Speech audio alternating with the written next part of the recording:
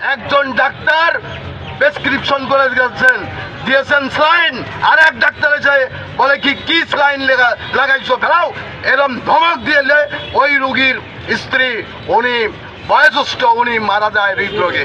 আমরা সমবেদনা জানাই। আমরা খুলনা মেডিকেলে দুদক সেনাবাহিনী সহ যৌথ বাহিনীর অভিযান চলেছে, সেখানে দালালদেরকে মাথায় দড়ি দিয়ে বেঁধে নিয়ে যাওয়া হয়েছে।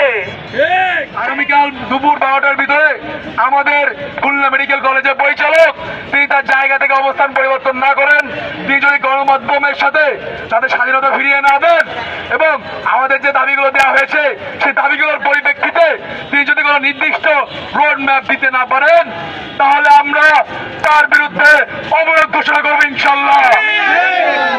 এবং 90-70 তারপর 24 গণ অভ্যুত্থান হয়েছে। কালো আইনের মতন লিখে